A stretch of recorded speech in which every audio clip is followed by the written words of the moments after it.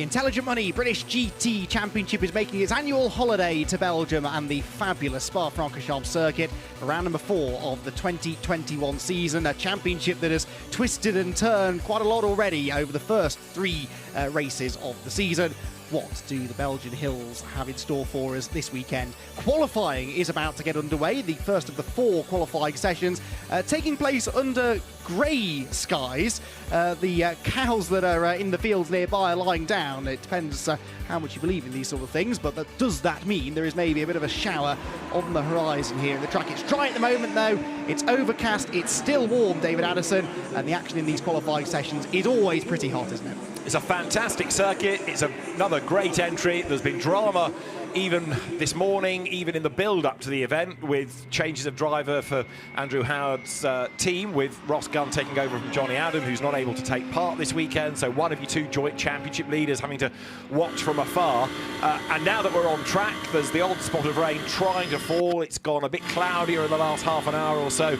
It could well be by the time we get to the end of the GT4 qualifying that there's a bit of rain. It could be that it's cracking the flags again with the temperatures, because it's Spa and you just can't predict anything. So qualifying then, as I said, 4 qualifying sessions. We have 2 classes of car, sort of, I'll get to that in a moment, GT3 and GT4. Each of those cars driven by 2 drivers. So the AM drivers for GT3 are out in this first session of the afternoon. They've got 10 minutes to set a fast lap time. Their fastest lap time counts. Then their pro driver jumps in for another 10 minutes, and their fastest time is added to the AM driver's fastest time, and that gives you the grid for the 2-hour race tomorrow. We then rinse and repeat with the GT4 cars, and they go again afterwards. We do have the 1 GTC Ferrari here, with Omar Jackson at the wheel of the FF Corsa car for this session, but for the bulk of the entry out on track at the moment, they are GT3s, and here, David, is Leo Machitsky on a flying lap. And this should be the target time, because I think he was the first one out. So Leo Machitsky sharing with Dennis Lind, who is always a star in Lamborghinis. He's going to be Audi mounted next week for the Total Energies 24 Hours of Spa, and in strife already is Mia Fluitt in the McLaren. So the Pro-Am entry has had a rotation coming out of the chicane, and I don't like the way that's sat. Oh, it is moving now, except it drives across the front of the traffic. That's Omar Jackson's Ferrari. So the road is clear, thankfully, before Leo Machitsky arrives, and therefore this lap ain't going to be compromised. Yes, so Machitsky then onto the brakes. The Barwell Motorsport car that was out at turn 1 at Donington Park last time out. His sector times then, 40.5 in the first sector, 1 minute 5.4 in that really long sector 2. This is the benchmark time then as he comes across the start-finish line. Machitsky will set a 2:22.157. Now, the second free practice session was wet. The first one, though, was dry. And Dennis Lind, his teammate, set the fastest lap, a 2-minute 20.3. Lind, though, of course, is a pro. So I'd say for an AM, that's a decent lap. Yeah, but Leo Machitsky is a sort of AM plus, isn't he? He's a very experienced, always been a very quick AM. And here is Ian Loggy, who has gone better within the first sector, admittedly only by hundreds. But Ian Loggy in the Mercedes that he shares with Yelmer Berman is on a mission here. So an absolute best, a personal best. He's got to beat a 2:22.1. Adam Ballon in the Lamborghini that he shares with the reigning champion Sandy Mitchell's done a 2:26.9. But Adam Ballon playing himself in gradually, you could argue, whereas Ian Loggy is on the money. Yes, he is. They've had a 4th, a 3rd and a 2nd place finish so far this year in that order. So odds are they should do well out of this weekend. It's a good Mercedes circuit, that first and third sector in particular, but he messes up the braking into the chicane there. Just missed the apex by half a car's width or so.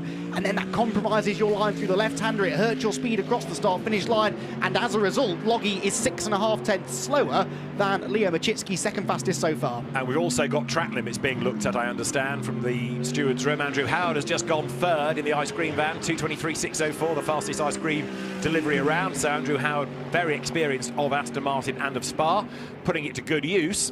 We've yet to get a timeout of Sam Neary, who had an off in free practice. There he is. He's had his first warning about track limits in this Rasputin-like Mercedes. Doesn't matter what you do to it, you can't kill it, seemingly. It had quite a big off in free practice, and yet undaunted, here it is.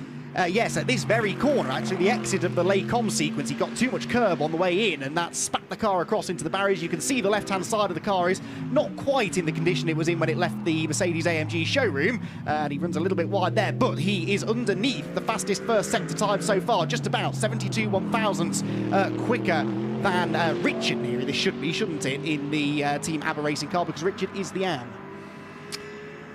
Yes, that is the norm, and that's how the qualifying driver list is published, so it should be Richard Neary at the wheel of it, but either way, it is going rapidly, and so Richard Neary down now towards the piff-paff.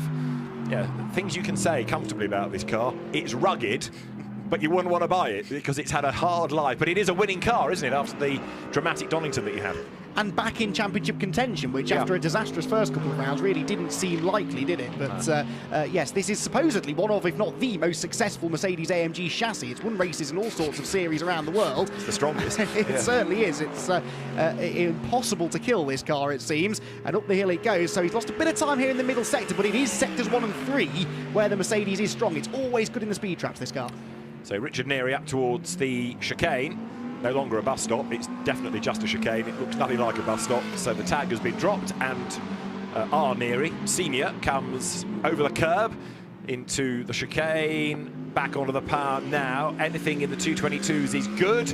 Let's see what Richard Neary offers up, breaks the beam and goes second, 222.363. Richard Neary then is 0.298 of a second back from Leo Machitsky's top time, but we've only got a minute and a half to go. That's the trouble. It's a long out lap, and then a flying lap is in the 220, so they don't get a huge amount of laps in here.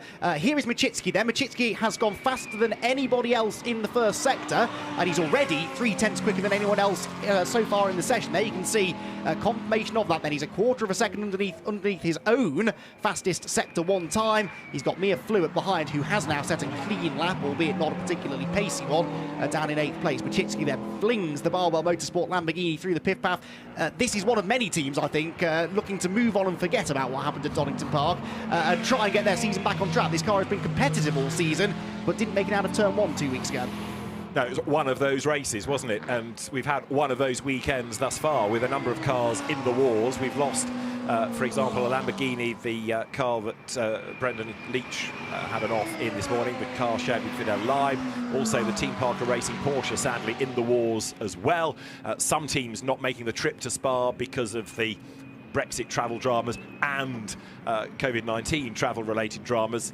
But the stalwarts, this good nucleus of the teams are here. A sideways Machitsky down in the middle sector anyway. That won't have helped. This is still a potential winning car. It's a 2-hour race, so anything can happen. It's going to be a good race, I'm sure, tomorrow. That lap wasn't an improvement. It was half a second down, but it consolidates Leo Machitsky's pace.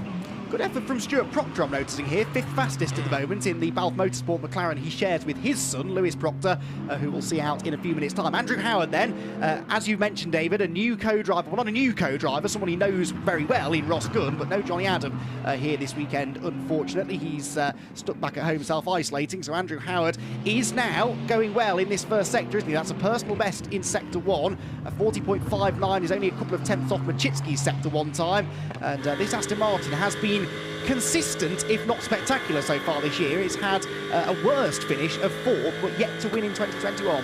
But Andrew Howard knows how to win championships. He's done it before, and he and Johnny Adam make an excellent combination. Ross Gunn, we know he's no slouch, another Aston Martin factory driver, so in Johnny's absence, all to do with being pinged, I understand, rather than having any illness himself, is that Ross is a very capable super sub for the weekend. Andrew Howard on this lap, trying to improve. Well, he was good in the first sector, down in the second. So Andrew Howard started the lap 4th quickest. He breaks the beam now and stays 4th quickest, with that lap being better, but not enough to move him up. He missed out on an improvement by 34 thousandths of a second. Which is good news for Ian Loggy then, who keeps 3rd place. He has also seen the checkered flag.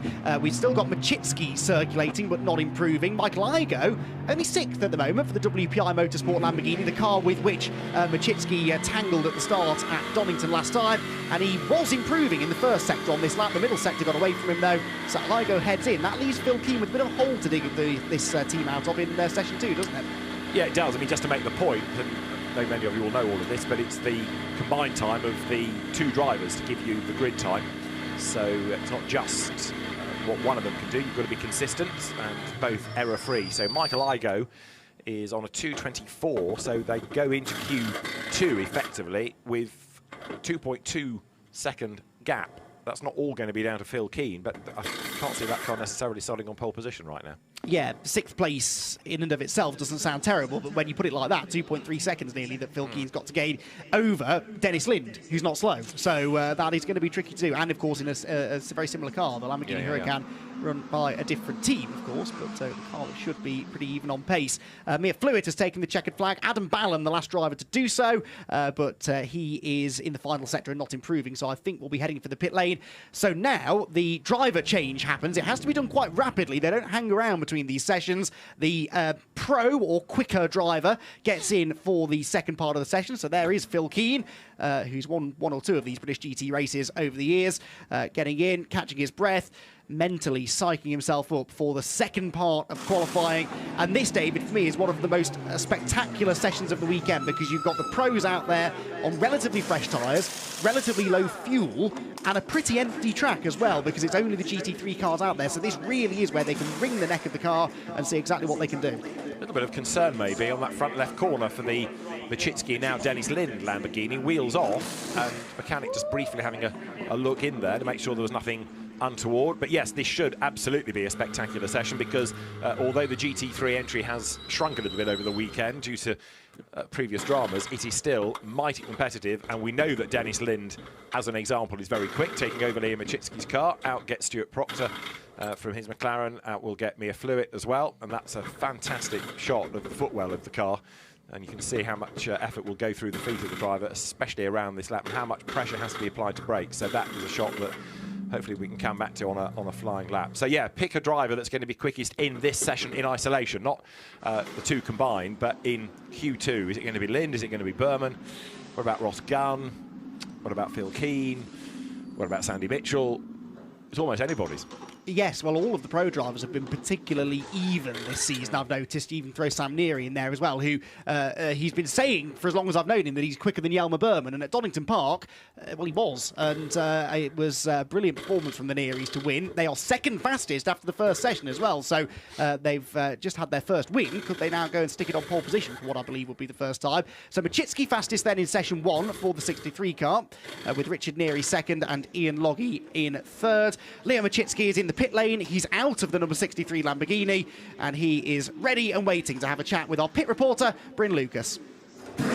Yeah, thanks, Andy. Just quickly to clear something up, I spoke to one of the team. There's nothing wrong with the front left of the car at all. They were just checking it out. But I do have Leo Machitsky here, and when you got out of the car, Leo, you were greeted by a very, very happy Dennis Lind there. Well, yeah, I've owed him a pole position for a few race weekends now.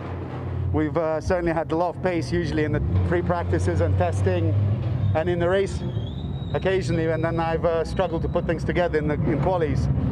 But I think for the British GT Anfield, I think I can call this my house.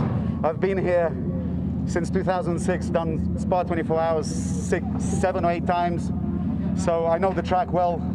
I love the car, and the car, you know, this Lamborghini I've been driving for 5 years, and this particular car with this crew is the best I've ever felt a car around Spa, and it's an absolute pleasure to drive it. Well, I was looking at when you got in, Dennis was so stoked by this one. You had that DNF in the last round. I know this means a lot to you to get your championship battle, your championship fight back on track. Well, certainly, and you know, it was unfortunate what happened at Donington. It's no one's fault. It is what it is. It's racing. You know, it was a shame for the other Lamborghini in the WPI car got tapped into a spin, and it was just chaos. But it is what it is, and we are where we are. And it's always, to be honest, I prefer chasing a championship than leading one. Yeah, absolutely. Look, well done, buddy. We'll keep an eye on what happens with Dennis out there, but it was amazing. Yeah, well thank you very much, Cheers, guys. Leo. Thanks. Back to you, Andy and David. Well, a confident Leo Machitsky there. He backs himself here, doesn't he? Yeah, but he's right. I mean, he has done a lot of miles around here. He's been a regular in the 24 Hours of Spa. And yes, my house, he calls it. Well, yeah, he's kind of set himself up for a fall in a way by saying all of this, but he can deliver. He is very, very quick indeed, as there you've got Yelmer Berman's car good to go, and he is another potential pole position getter here in the Mercedes. It does seem to be a circuit that you need a good grunty car for, but equally that Lamborghini really good through the air, and there it is on pole position. And in Dennis Lind's hands, it ain't going to be slow either. No, he's pretty exciting to watch, is Dennis Lind. So we are almost good to go, I think, then. In fact, the fast lane is now open, and so the cars are heading out towards the end of the pit lane. 10 minutes, but it's going to take some of those that are at the back of the queue the best part of 3 minutes to get out and around on their warm-up lap, and then maybe it takes them a lap extra to get the tyres into the operating window. And so it is really a short, sharp dash then through the final 5 or 6 minutes to try and set that time. There goes Sam Neary in the green Mercedes trying to jump the queue, but Ross Gunn was having absolutely none of it. So in the cars now then, the 63 car that was fastest in the previous session is now Dennis Lind. His teammate Sandy Mitchell is at the wheel of the number 1. Lewis Proctor jumps into number 5. Phil Keane into number 18 for WPI. Ross Gunn into the number 7. Sam Neary into number 8. And it's still showing Mia Fluid in the 21, but I'm fairly certain that will be Ewan Hankey on board.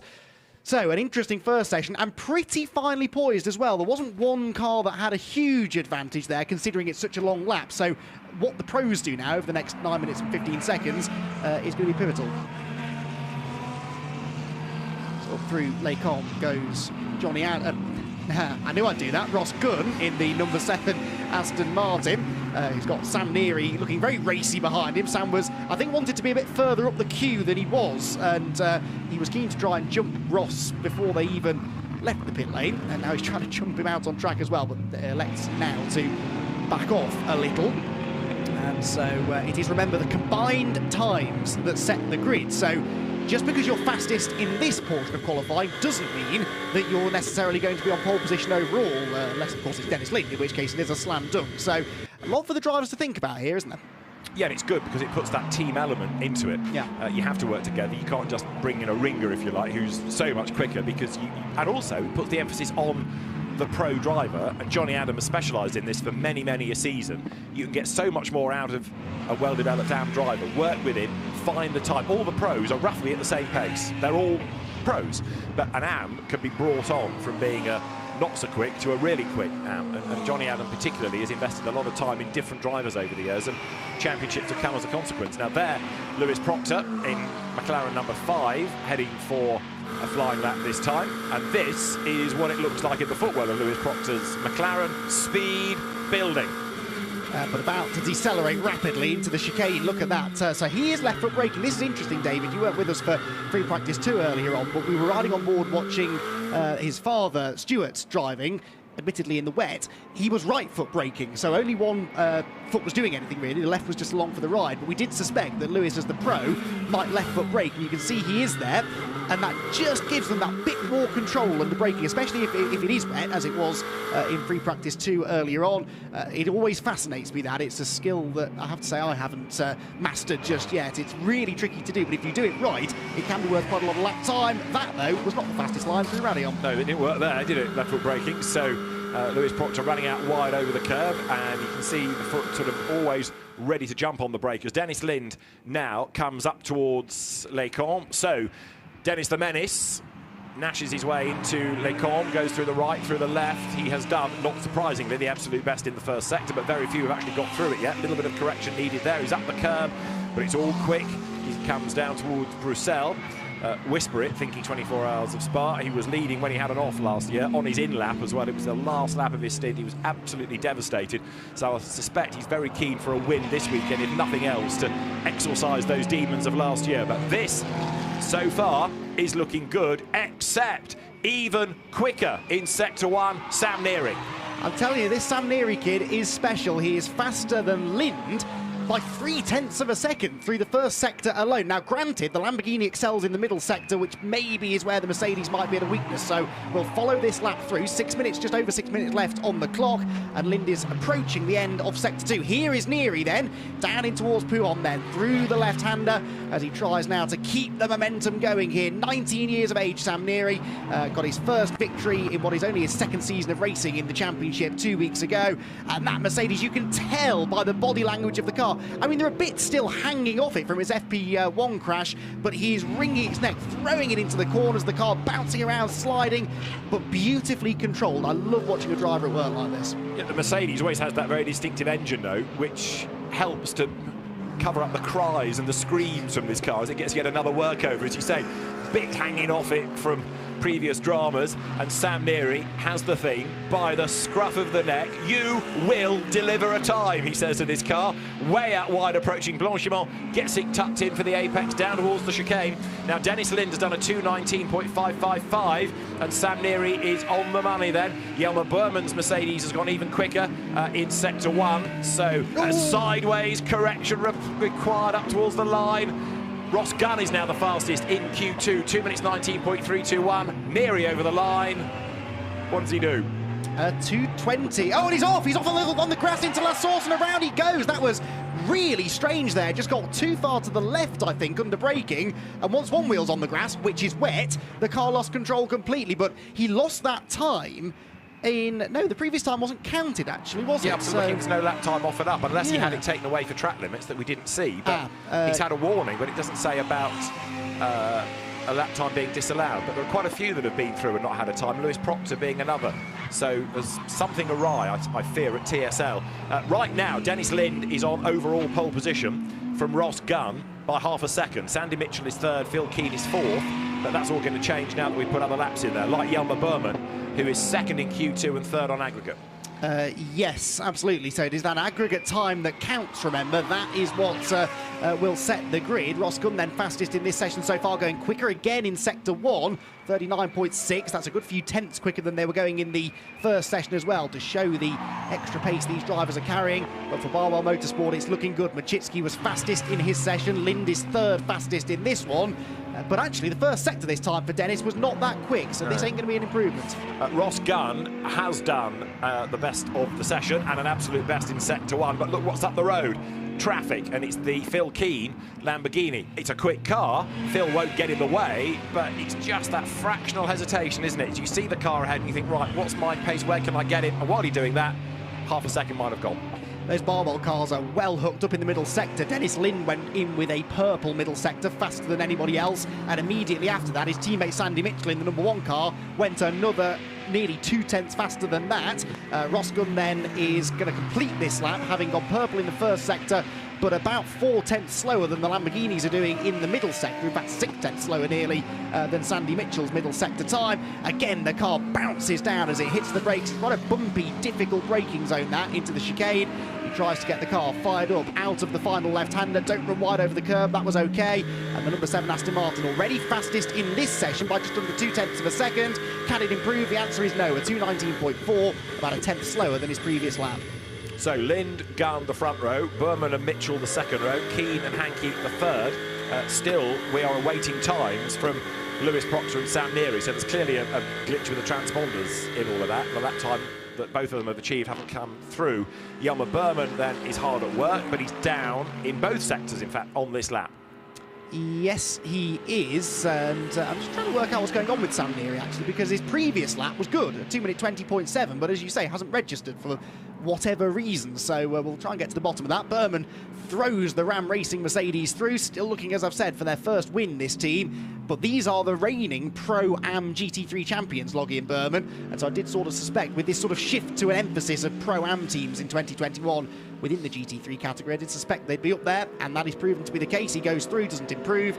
We are getting a personal best sector for Ewan Hankey, though, who's just relieved Phil Keane in 5th place. That WPI car, it was a bit like this at Silverstone, wasn't it?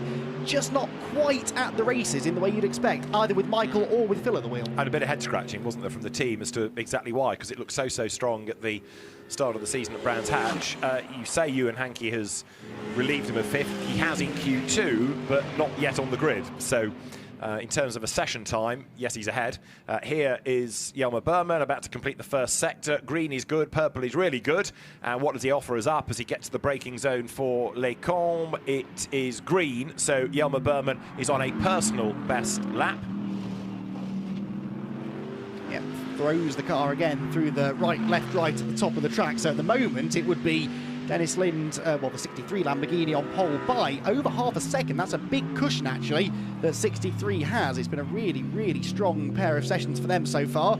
Berman then, first sector, a personal best. He was faster in the speed trap than he'd been at any other point, although he was 4 kilometres an hour slower than Ewan Hankey in the McLaren. So that McLaren looking really, really good in a straight line. So Berman then comes through the double apex left-hander at Pau on this super long middle sector. And still, the only car that hasn't registered a time is Sam Neary in the number 8. He's not showing as being in the pit lane, but he hasn't registered a sector time for a while either. So did that car ever get going again after its spin at La Source? I'll come back to you on that. Lewis Proctor has had a lap time disallowed. So has Sam Neary. So they've had times disallowed. That's why nothing came through, because it was being disallowed on that lap. Right. So it didn't come up and go away. It just never came up because it was already out of the system. They're not the only ones. Phil Keen's had a lap taken away.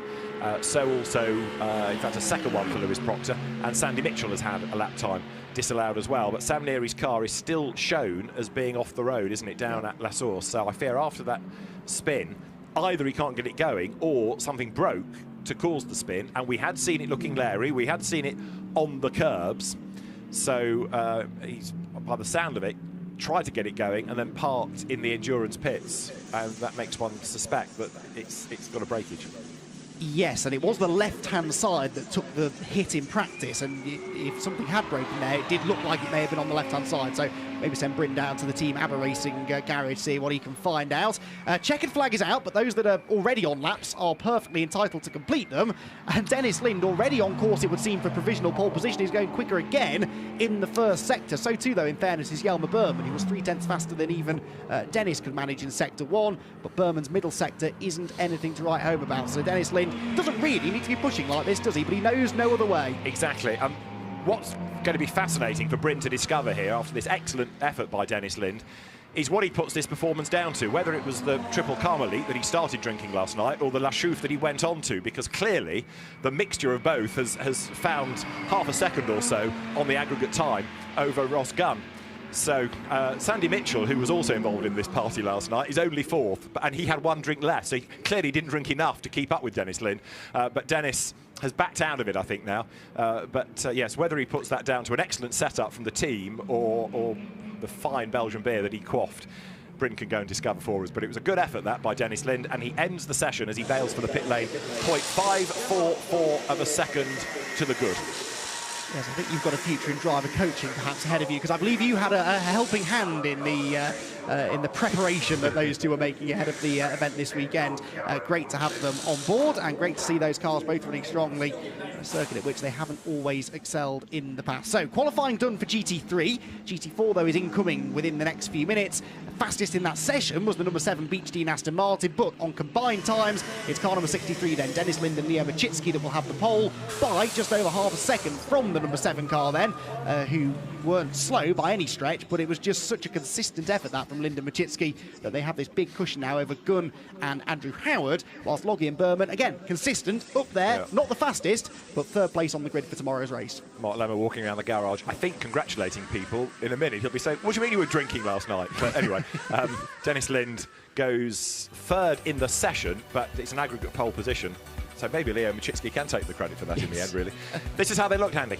Yes, it is. The 63 Lamborghini from Barwell Motorsport then on pole position. What a great way to bounce back from Donington that would be. Ross Gunn and Andrew Howard for Beach Dean AMR a 2nd, ahead of Ram Racing's Jelmer Berman and Ian Loggie 3rd. 3 different makes of car in the top 3 places on the grid. Sandy Mitchell, reigning champion with Adam Ballon, is 4th for Barwell, whilst the Proctors had actually a pair of really solid sessions. 5th place for Lewis and Stewart, with Phil Keen and Michael Igo, the opposite really, lower down than you'd expect, in 6th for WPI Motorsport. Ewan Hankey and Mia Fluid, despite Mia's spin, are 7th, ahead of Charlie Hollings and Omar Jackson, who I'll remember in that GTC Ferrari, so they were expected to be slower. Richard Neary put in a really good performance for 2nd in his session. Sam Neary was flying but exceeding track limits, and then something happened at La Source, and so the number 8 Team ABBA Racing Mercedes, which wouldn't last time, so they have this 20-second success penalty to overcome, remember, will have to do so from the back of the grid. Right then, Mark Lemmer, we saw, was celebrating with his team down in the garage a moment ago, the team manager of Barwell Motorsport, who have just qualified on pole position with the 63 car, and he is down there now with Bryn Lucas. Yes, he is indeed, Mark. He must be a very, very happy man. That was a real achievement, wasn't it, for both Dennis and for Leo there? Yeah, absolutely delighted, especially after a disappointing quali for that car at Donny and obviously getting taken out. No, I mean, really, really pleased. We tested here a month ago. We're really well prepared and they've executed well. Now, what can they do tomorrow? The obvious question is, what are they going to be able to achieve out on track? What are you hoping for weather-wise, and where do you go from here? We're really well prepared. The Aston at the moment is just too fast for us. We can't compete with the Aston. But luckily it has a penalty, so if we have a calm race, I think we'll have both cars in the mix come the end of 2 hours. So we're happy, wet or dry. Really, we know our wet performance is really strong. Although we don't have the fastest car in the dry, I think with the penalties and with a solid race, we can have both cars on the podium. Yeah, it's going to be interesting to see what happens to both the cars because, of course, no penalties for either of them, so we'll have to keep our eyes on that one. Mark, thank you very much and well done. Cheers, thank you. You can tell, can't you, that Mark Lemon's been running cars in motorsport for a while, because he's just taken pole position by half a second, and yet he's convinced the car that was second on the grid is faster than his. I mean, I've heard it all now. He knows all about the BOP, doesn't he, and what to say. But again, that team, so much data going into this race.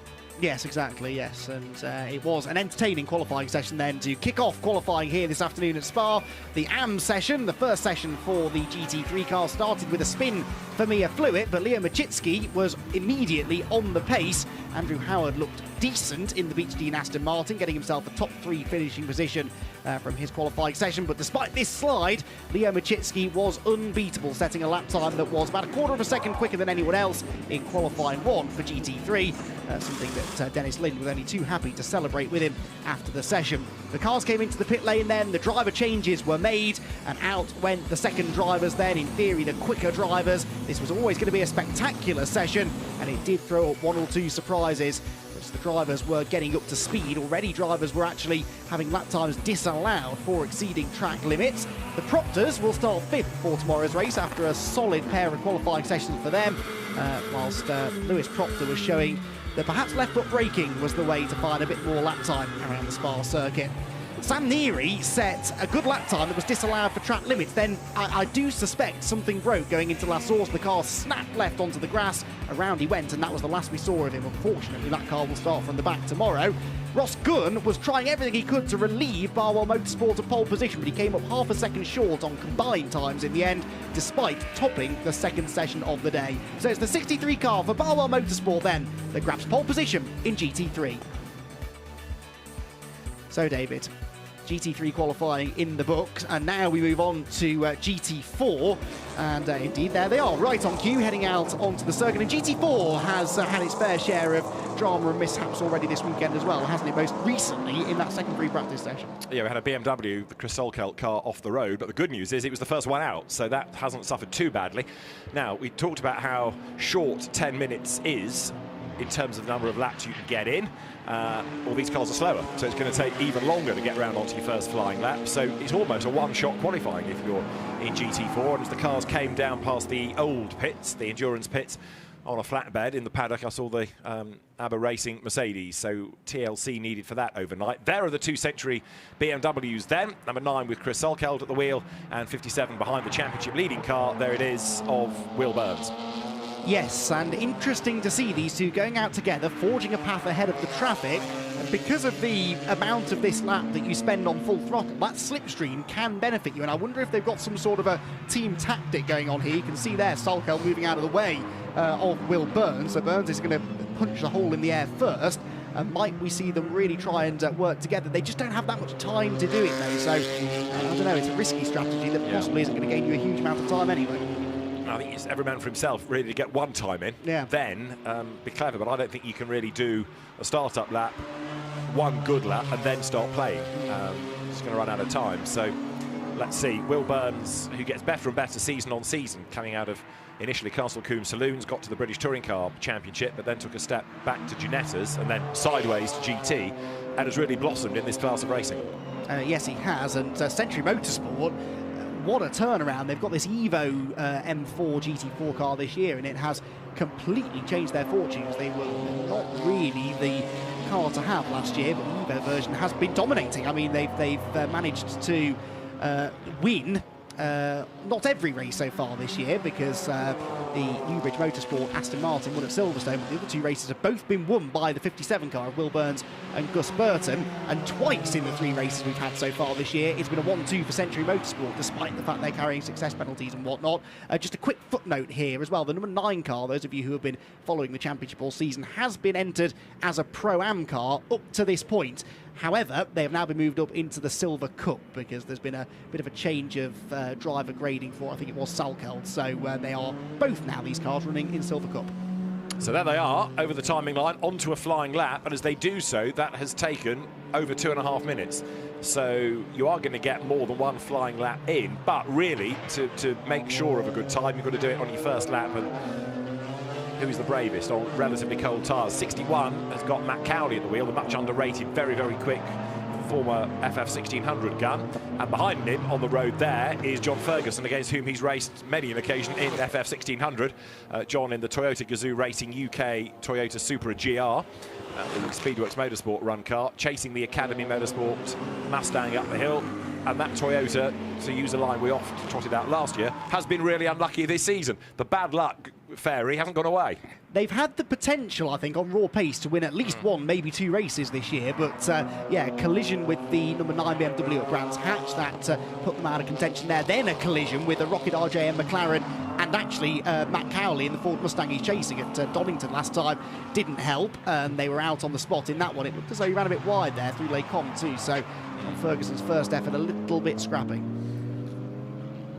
So let's see what that Supra can do. Front engined car, BMWs with the gap widening between them, and of the 2 of them there, Chris Salkeld in the background just looking a little bit more ragged as he slithered his way out of the so-called Speaker's Corner down towards Pouhon. This circuit absolutely soaking wet mid-morning when they were out for FP2. Now bone dry, incredibly humid, really muggy conditions. Spa's thrown everything at it today, and Matt Cowley in the Mustang makes that great noise, booms out of Pouhon. And he is fastest so far in that first sector by some way, actually, about 3/10 quicker than Chris Salkeld, who, with a little bit of a slipstream from his teammate maybe, was pretty good. That was an aggressive run through the first part of pit path, and even more aggressive run through the second part, actually kicking up lots of dirt there on the inside, really hooking the inside wheels over the curb, using every inch of the track. It's a big lump of American V8 muscle, this Ford Mustang, and it does take a bit of wrestling to get it through the corners, but we know it's quick, and it's gone well here in the past. The last time the championship visited Spa in 2019, the Ford Mustangs, then being run by the Multimatic squad, American squad, were sort of setting the pace really. And Academy, I sort of put them in the same bracket as the Toyota squad really, because ever since they took over this car at the start of last year, they've had the potential to do really well, but a bit of bad luck on occasion has prevented them from really shining. But they're having to learn about it and how to operate it. You know, again, the GR Supra, a new car. There aren't that many of them racing in Europe. CMR have got a couple for European GT4 in the French series, but you're developing and learning all the time. Matt Cowley goes top and acknowledges that on the pit wall, 2 minutes 33.278. So a good lap by Matt Cowley. And again, suggesting that, like we saw in the GT3 session, to go well around here, you need horses. Yes, because it is a fast circuit. You stay on the throttle an awful lot, and quite often you're dragging out of a tight-ish corner up quite a steep hill. This is not one of those moments. You were plunging downhill towards Eau Rouge, through Radillon, don't run wide. Oh, that was touch and go as to whether it was within track limits, I'd say. Well, we're already getting some drivers warned about that. The Richard Williams Audi is one of them. The Matt Topham Aston Martin, another. Cowley then fastest after the opening gambits, then by 3/4 of a second, near enough, over Will Burns second, number 57, and Michael Ben-Yair goes quicker than him. Now, Michael Ben-Yair in that number 3 Rocket RJM McLaren, one of the McLaren driver development drivers is Michael. That is about the best we've seen of him so far this season. Good stuff. He's only 6/10 down as well, so it's going to be competitive this, although now Chris Salkeld goes quicker than anybody within the first sector, so gradually getting himself up to pace, you could argue. We've got a couple, as Andy's been saying, that have yet to do lap times. We've also got now Katie Milner improving. The lost number 2 McLaren out of the RJN stable yesterday, so GT4 has had its strife. James Kell having an off in the practice sessions yesterday, but as the field now pours through the 3 minutes to go point of this session, times are still improving and continue to do so right the way to the end. Solkelt now the man to watch, but a bit of a mistake there through the second part of the Piff Paff. They're only going to get 3 flying laps in, aren't they, I think? So you're right, it's not quite a one-shot showdown, but certainly you've got to be on it. And if you start losing lap times because of track limits, as Richard Williams and Matt Topham have done, it can be very, very hard to bounce back from that. Williams, for example, not improving in the first sector on his next lap, but Topham is. You need a banker lap, don't you? So get a good lap in and then see if you can improve on that, but don't start taking liberties with track limits right at the start of the session, because it's not going to help you. Matt Cowley, absolute best in the middle sector of his next lap. Yes, and the middle sector is probably the sector you would imagine the Mustang may not be that strong in, but it really was there. Salkel then, purple in the first sector, didn't improve in the second sector, and his second sector time was 7/10 off that of Cowley. Slightly clumsy out of the final corner as well there. Let's see what the lap time is then for Salkeld. His previous best with a 34.5. That is also a 34.5, but half a tenth slower, so he's not going to improve. Number 90, by the way, Ashley Marshall. He's 5th fastest at the moment in the Balf Motorsport McLaren that he shares with Jack Brown. They were out early at Donington 2 weeks ago and going even quicker again on this next lap. Cowley, by the way, just to finish that point, the last sector got away from him, so no improvement there. Yeah, he missed out by just under 2/10 of a second. Chris Solkeld's lap was good enough for 4th fastest. And again, the last sector slightly unravelled for him as Ashley Marshall presses on. Slowest at the moment is the number 42 Stella Audi. Richard Williams at the wheel, Senan Fielding to take it over. And there is just time for one more lap here for Ashley Marshall, as again, look, Chris Solkeld goes quicker than the first sector. But this is one of the beauties of Spa, and indeed GT racing, because you can see clear evidence here of how different cars work better at different types of circuit or different parts of a circuit. So you've got some that are good through the corners, some that are good in a straight line. Over the course of a lap, it all balances out quite nicely. Ashley Marshall's lap balanced out quite nicely, didn't it? Second fastest now for the number 90 McLaren, so the McLaren's showing a bit more form here. You've got Marshall second, Ben Yaya still third, and going quicker again on this lap with 2 personal best sectors. There is Chris Solkeld then in the number 9 car, down in 5th place. So despite all of these really strong first sectors, he's not really hooking you up through the rest of the lap, is he? No, but equally that first sector time isn't with a toe, because quite often you get tricked into thinking that people are really quick in the first sector because they're being dragged up the hill, up the Kemmel Straight, but there's nobody around him to do that. So in terms of punching a hole through the air and having the grunt, then the car is good. So straight line speed doesn't seem to be a problem. Although, that said, it isn't actually matching the top speed of, say, the Ashley Marshall McLaren in Sector 1 through that first speed trap. So it's all a bit of a curiosity, and then 2/10 are lost in the middle sector through the twiddly bits. We tend to think of that first sector as just being flat out. Of course, Eau Rouge and Radion probably is not flat out in a GT4 car, so actually how good your chassis is through there will make quite a big difference. Through the middle sector, though, not quite working, is it? Checkered flag is out then. The session is about to be completed, and Chris Solkeld and I presume Will Burns just ahead of him are going to be the first 2 cars to see that checkered flag. What are their final laps going to be? Sideways again out of the chicane there for Solkeld.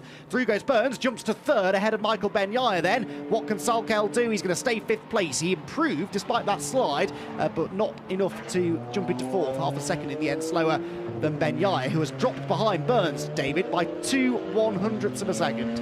Yeah, that slide from Chris Solkeld definitely hurt. Could have hurt more. Richard Williams has just gone through and improved. He's gained 9th over Mark Sansom, but that on a 2:36.770 moves him up 1 place within these times. Matt Cowley then by 0.378 of a second ahead of Ashley Marshall. Will Burns 3rd. Now Marshall has yet to take the flag, so also has Ben-Yaya and also Katie Milner, so there might be a shuffle yet. Yeah, Milner's not improving. We're on board with her now. What about Ben-Yaya? No improvement there either.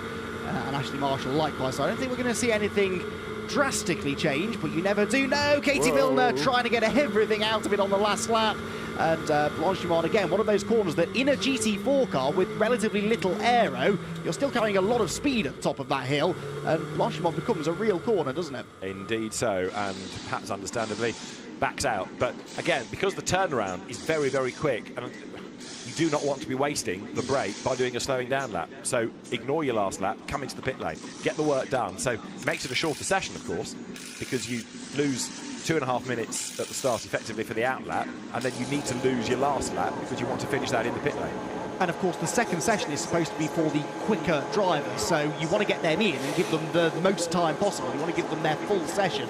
We have had it before where cars have been actually late out into the second part of qualifying because they were late in, and the pro driver then loses a lap or so. So Matt Cowley then fastest in the Academy Mustang, number 61, by nearly 0.4 of a second over Ashley Marshall from Balf Motorsport. That's definitely the best showing from that car so far this season, although we're only halfway through this qualifying session. Remember, number 57, GT4 Championship leader Will Burns is third, with Michael Ben-Yaya for Rocket RJN fourth. Number 3, Chris Salkeld, number 9, is fifth. Number 15, John Ferguson, is sixth. Number 4, Katie Milner, 7th. Number 27, Matt Topham, 8th. And then Richard Williams, who had that first lap time disallowed, is 9th. And this car, Mark Sansom, is slowest in the session and still on his way back to the pits. Yeah, he's taken the flag, but you'd think it was on a qualifying lap because he's got to go around again, and they need him back in as quickly as possible. Now, the car's best lap was 2 minutes 36. So, for heaven's sake, don't go slowly, because we're going to run out of time to do the driver change to get Charlie Robertson in. So, Mark Sansom is being encouraged by the Assetto Motorsport team to get the car back in as rapidly as possible, and he is doing so, ready for Charlie Robertson to take the car out into Q2, this car that came so close to a win at Brands Hatch at the start of the season. Assetto, the team of Jim Edwards Jr. and his son-in-law Simon Traves, multiple Brisker Formula 1 stock car race winner this year is Simon. Jade Edwards' brother-in-law. Right there, ready to go in number 61 Mustang now is Will Moore. So that is, at the moment, the car to beat. Yes, you get 7 minutes downtime between the sessions. So if you cross the line just before the checkered flag comes out and you complete that lap, that's 2.5 minutes gone. Then you've got an in lap at 2.5 minutes, so it's easy to see where that 7 minutes can disappear. You then got to come in, make changes to the tyres, change the driver. So we're banging on about it, but for good reason, because already, look, the fast lane is open and the cars are being released now. Some of them, those that are ready, into the pit lane. So yeah, the Ford Mustang then on provisional pole at the moment. Here is the result from qualifying session 1 for GT4 then. The number 61 Mustang, as I've said, just under 0.4 quicker than the Balf Motorsport McLaren. BMW's best effort is third for Burns, Will Burns. Gus Burt will take over now. Michael Ben-Yaya was fourth, Chris Salkeld fifth, John Ferguson sixth, with Katie Milner, Matt Topham, Richard Williams and Mark Sansom rounding out the 10 GT4 cars that are still here at Spa. So that's the first part done, but as we saw in the GT3 sessions, it can all change in the second part of qualifying quite quickly, because the second driver, although we don't tend to refer to them as pros in GT4, because as you can see there on the screen, most of 7 of the 10 GT4 cars are Silver Cup entrants. So in theory, 2 drivers that are both of a very similar performance level. It's the slightly quicker one, as designated by the team, that goes second. Pro-Am entrants there, John Ferguson, Scott McKenna are one, Matt Topham, Darren Turner another, and Mark Sansom and Charlie Robertson the third of those Pro-Ams. So they will now, in theory, be a little bit more competitive in this second qualifying session. So Matt Cowley was fastest in the first part of GT4 qualifying, the Ford Mustang on provisional pole, and Matt is down there with Bryn. Yes, he certainly is. And Matt, it's the first time you've been to Spa. I can't believe it's the first time you've been here at all racing. Yeah, first time in my whole career coming here. Don't know, I've never been here before. I've done European GT before, and for some reason we didn't come to Spa. But yeah, it's good to be here, loving the track. I'm really interested to know what you said as you got out of the car, because you seem to be in deep conversation with Will. What were you saying? What was your chat? I was just kind of giving him pointers on how the car's reacting to kind of curbs and corners and stuff like that. It just helps make his job a little bit easier when he gets out there, and helps him maximise all of his laps rather than having to do what I did, go out and learn how the car's behaving. Go on, give us a couple of the pointers. What can you tell us? I can't be giving him secrets away. Oh, no, it's just watching out for certain curbs. I mean, all the cars handle differently, so our car quite likes curbs, but a couple of them it doesn't like, so I was just telling him to stay off of those ones. That's pretty much it. Fair enough. So obviously you're hoping now that he sticks it up on the top there, and you can start tomorrow in first place. Yeah, hopefully. I mean, it's a good start in this session. P1, which is great, first time being at the track as well, and so hopefully Will can do a good job. He's been here before, he knows the track better than I do, so hopefully, yeah, he should do a good job in putting us up front. Just a real quick one, the changeable weather conditions, we've had a bit of rain earlier on, it's really muddied down, but it is dry. So for you guys, what are you looking for tomorrow? I mean, right now I'd say we're looking for the dry, because I mean we're P1, but we were comfortable in the wet as well, so either way we'll be all right.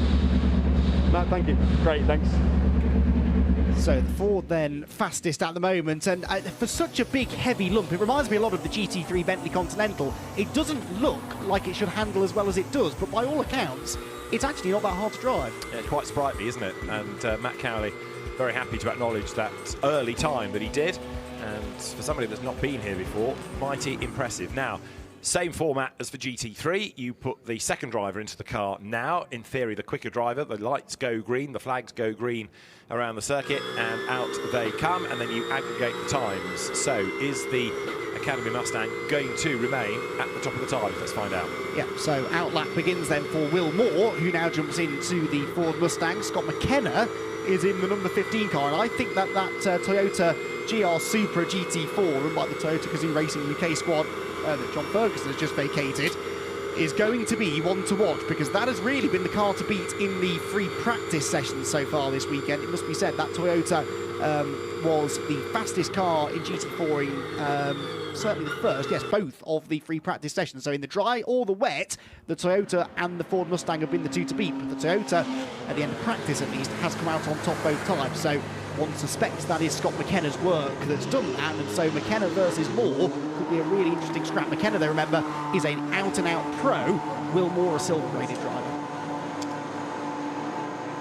Out goes the Balf McLaren, which that was one of the surprises, I guess, from the first qualifying session. It's not that we don't think they're quick, but we just haven't seen that sort of effort out of them before. Be interested to see if they can stay on that front row. Yeah, absolutely. So it's pretty open, this, isn't it? Fascinating mix of drivers as well that we now have, with, for example, Alain Vallon from a single-seater gun taking over the Michael Bagnaia McLaren, and Charlie Robertson, who also ought to be pretty quick, but it's not just what you can do, it's what your co-driver has done in this fascinating aggregated situation. Yes, so the aggregate times, as we've documented, are what counts. So just because you were quickest in that first session does not guarantee you pole position. The number 9 car looked a bit wayward on a few occasions in the hands of Chris Solkeld. Andrew Gordon-Colebrook, though, is sixth. Is in the number 9 car. Then that car was 5th fastest in the earlier session, I seem to recall. Worth mentioning, this car had quite a nasty shunt in the second free practice session at Pouhon, actually, the corner that it had just gone through. It lost control over a curb, I think, spun twice into the barriers. Quite a lot of bodywork damage and a bent exhaust, but they actually got away reasonably lightly. It's not often that you can make the barriers at Pouhon, David, and come away with just cosmetic damage. No, that was the save of the day, I think, wasn't it, compared to the dramas others had had. So, onto a flying lap now goes Will Moore. So the Mustang growls its way over the timing line, and again, 2.5 minutes plus have gone. So now the session starts. At least with these cars, they can stay out to the very end. You don't need to be in the pits before the checkered flag. You want to be maximising the available time now. And it's game on, isn't it? As they come pouring out of La Source, the Mustang has bought itself clear track space, so Will Moore sets off down the hill now. Yeah, in towards Eau Rouge they go then, and the Mustang looks and sounds incredible, doesn't it? Uses the curb, gets a huge sideways moment through the right-hander. That's not a place that you want to be applying opposite lock. I don't think he lifted too much, though, kept the momentum going, and Will Moore is heading up the Kemmel straight now. From this angle, it looks flat, but it is quite a consistent rise all the way up towards the braking zone at Les Combes. Pit your braking point. It's usually just at the start of that curb there on driver's left, and then you go through the end of the first sector. So 44.8 in sector 1, 7/10 slower, though, than Gus Burton. So this looked like a bit of a sighter maybe for Will. And this was how he was down through Eau Rouge.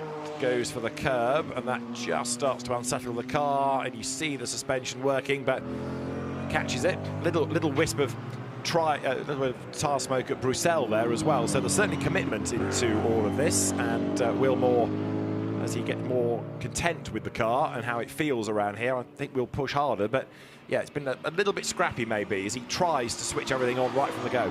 You'll be shocked to hear that Darren Turner is the fastest driver out there at the moment. Well, actually, no, he's not. McKenna is fractionally quicker than him in the Toyota. So McKenna living up to his billing here. I thought he'd be quick. He's nearly a second quicker than Will Moore went in sector 1. And you're right, Will is wrestling the car through Piff Paff. It didn't really want to go into the right-hander there, though, so I think maybe he's overdriving just a tad, and it's not really benefiting him lap time-wise. Down towards the right-hand as he goes. This is a pivotal part of the track, and he's sideways and almost in the dirt. I was going to say it's important because you don't now lift, really. Well, you lift maybe for Blanchimont, but the next time you hit the brakes properly is into the chicane at the top of the hill, so a good exit from there is really important. So the Mustang in clear track space then heads into Blanchimont now, and it will set the target time. So the combined times that we're looking for the grid will start to change on that graphic on the left-hand side of the screen. The Mustang down towards the chicane. There, pressing on behind. Number 27 is Darren Turner. So Darren, you can anticipate, will be quick, but the same is true of Alain Ballon and Scott McKenna and Harry Hayek, so there are Senna Fielding and Charlie Robertson and. So in terms of the best time out of Q2, it's wide open. As for the grid, let's see. So straight away onto combined pole position goes Gus Burton in number 57 BMW. Darren Turner goes second. What about Scott McKenna for the front row of the grid? That should be on, shouldn't it? And he goes quickest on the combined times then. So Scott McKenna doesn't go on to pole. The lap time, I fear, has been disallowed because no time registers next to his name. Briefly, he went to the top of that timing tower, and as you saw, fell away again. I think that's track limits. Yes, I would go along with that. Senna Fielding has also been had a lap time disallowed for exactly the same thing. McKenna hustling on though over the curb again there through Radion and over the hill. There is Senna Fielding in the Audi, actually the next car just ahead of Darren Turner. So Turner then fastest in this session in the number 27, but it is, as you said, 57 car, as you can see on the top left-hand side of your screen, that is fastest in the combined time. The Toyota, this unique shape, it makes an incredible sound as well, actually, when you hear it trackside, and it looks pretty nice as well, doesn't it, when it arrives into shot sideways. Yeah, I mean, Scott McKenna was one of the stars of Carrera Cup GP last year. His only problem was it was the same year that Harry King arrived on the scene, and that overshadowed everybody. And Scott, very, very quick, oh so nearly won at Knock Hill. Has come into GT racing, so new discipline, new car, new team, but a co-driver for the first time, and lots of bad luck. But there's absolutely no question that Scott McKenna is quick, and the evidence is right here. Darren Turner is the fastest, but as long as he can stay the right side of the track limits here, Scott McKenna should get up into the battle on the front row of the grid. Yeah, Turner fastest in this session, second on the grid then on combined times for Newbridge Motorsport, winners at Silverstone. The Toyota though into the right-hander at Piff Paff, bit of brake bias to the rear. He takes the really aggressive line through the right, stays off the grass through the left though. There is Will Moore. Now, what are the sector times doing on this lap? Well, Turner is purple in the first sector, but pretty much everybody is improving on their previous bests as we stand. So they make their way now towards the end of the lap. There is Turner, purple in the first sector, personal best in sector 2 as well. And Darren Turner, who I was amazed to hear got his first ever race win in British GT at Silverstone earlier on. He's on course now to improve his fastest time within this session, but David, will it be enough for pole position?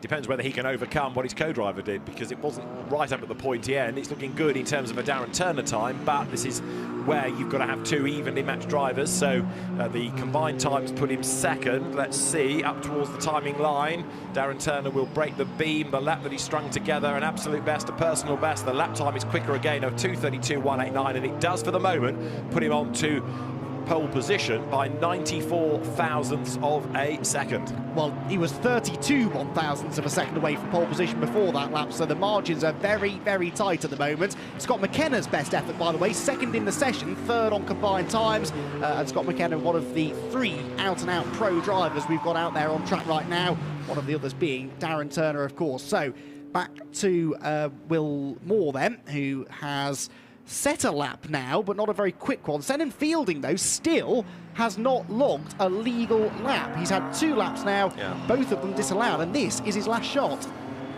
So there, sideways, Gus Burton, who, for the grid, is second in GT4. Remember, GT4 starts behind GT3 come what may, and down they head into Bruxelles. Gus Burton giving this car a real workover. He doesn't seem to like it very much. It looks nervous, it looks a bit skittish, but he's pressing on. And yes, Senna Fielding needing to get this lap absolutely nailed. Darren Turner, another absolute best in the first sector in the Aston Martin there in the background. I know that GT4 cars are not as aero dependent. They are not meant to be as outlandish as GT3, but the Aston Martin looks perhaps the most modest of the lot, doesn't it? It really does, doesn't it? But beautifully settled, and that relative lack of aero does produce really close racing, because that turbulent air isn't quite such a factor. Still seeing lots of personal best, but again, they're only getting 3 flying laps in anyway, so you'd have thought they could keep the tyres underneath them for most of the session. Down towards the right hand as they go, and again, Senna Fielding is almost too wide there coming out of Piff Paff.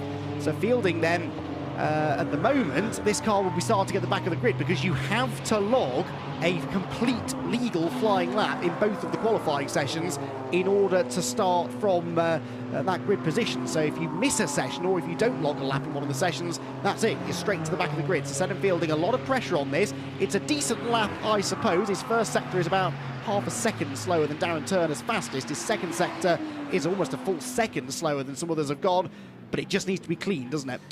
It does. So the flag is out. Senna Fielding is going to be one of the first, if not the first, to take it, and therefore he doesn't get another opportunity like those behind him on the road can. So there is the flag. The Mustang goes by, and what about Senna Fielding in the background? He breaks the beam, and a time is posted, and it moves him to 8th in class in this session as Scott McKenna goes onto the front row of the grid then, with now Gus Burton taking pole position. So Burton and McKenna improve their lap times, and Scott McKenna goes onto the outside of the front of the GT4 grid, and Gus Burton's car goes onto the pole position slot, even though Darren Turner does the best time in Q2. Yes, and had gone quicker again in Sector 1 that time, but then bailed for the pit lane. So if he'd have hooked that lap together, he might have been able to move back ahead of those two. Alas, it wasn't to be. Alain Vallant comes through then, and that car is going to line up 5th provisionally on the GT4 grid, with Gus Burton then in the 57 BMW, which hasn't troubled the top two positions in either of the practice sessions so far, is looking good for pole position by nearly a quarter of a second in the end over the Toyota. Last car to see the checkered flag, I think, is going to be this one, which is being driven by Harry Hayek. It's the number 4 Rocket RJN McLaren, 9th in the session at the moment, 8th provisionally on the grid is where it stays. In both of those listings, it must be said. And Jack Brown, I think, will be the last car. Actually, there's one more car still to come through, but isn't on a flying lap. So Gus Burton then, in the number 57 car, gets the job done, and he, along with Will Burns, they've already won twice this year. They are already comfortable championship leaders, 27 points to the good now over their teammates, Andrew Gordon-Colebrook and Chris Solkeld, and they are on pole position once again here for the 4th round of the championship at Spa. So let's confirm in a moment then those results. Here they are, and this is the combined time then. So Gus Burton and Will Burns have the pole position, with Scott McKenna and John Ferguson coming up just under a quarter of a second short in the end. Darren Turner and Matt Topham, they had the pole position until the dying seconds. They end up 3rd, not even on the front row, with the McLaren of Jack Brown and Ashley Marshall for Balfe Motorsport 4th. Then it's Alain Vallant and Michael Ben-Yair, the first of those Rocket RJM McLarens. Will Moore and Matt Cowley, despite being spectacular and looking quick in the previous session. Remember, Cowley was fastest in Q1, but Will Moore just couldn't quite get the lap time out of it in the same way, so they line up 6th on the grid. Andrew Gordon-Colebrook and Chris Solkeld 7th, Hayek and Milner 8th, Fielding and Williams 9th, but that could have been a lot better if Fielding had kept it within track limits, whilst Charlie Robertson and Mark Sansom round out the 10-car field. So that is qualifying done then for the Intelligent Money British GT Championship. They've got a 2-hour race tomorrow for the 4th round of the championship. The weather is going to be questionable. The racing, though, will be exciting. It's one not to be missed. Please join us again tomorrow afternoon for a 2-hour race here at Spa-Francorchamps.